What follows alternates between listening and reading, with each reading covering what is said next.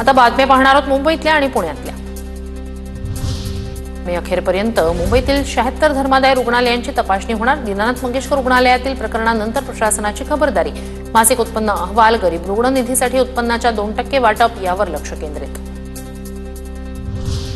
मेट्रोच्या कामामुळे चेंबूर भागात पाईपलाईन फुटली। 6 प्रभागांमध्ये पाणी पुरवठा बंद। शनिवारपासून पाणी पुरवठा 24 तास बंद।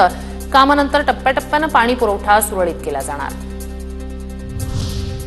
मुंबई विमानतळ 8 मे रोजी 6 तासांसाठी बंद राहणार। मान्सून पूर्व देखभालीसाठी मुंबई विमानतळ 8 मे रोजी 6 तास बंद राहणार। मुंबईतील गोखले आणि विक्रोळी पूल मे मध्ये सुरू होणार। पूर्व पश्चिम उपनगरातील वाहतूक कोंडी फुटणार। गोखले पूल 15 मे रोजी तर विक्रोळी पूल 31 मे पर्यंत वाहतुकीसाठी खुला होणार। मुंबई महापालिका कर्नाक ब्रिजच्या कामासाठी 53 दिवसांची मुदत। पूल 10 जून पर्यंत खुला होण्याची शक्यता।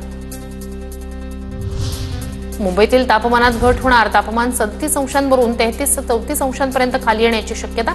हवामान विभागाची माहिती।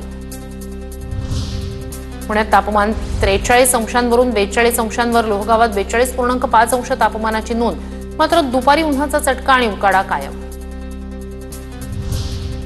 पुण्यात उपनगरांमध्ये पाणी पुरवठा करण्यासाठी कोट्यवधींचा खर्च। वाघोली, खराडी, सिंहगड कॉलेज परिसरातील भागात टँकरनं पाणी पुरवठा। पाणीपट्टी भरू नये, टँकर माफिया जादा पैसे घेत असल्याचा आरोप।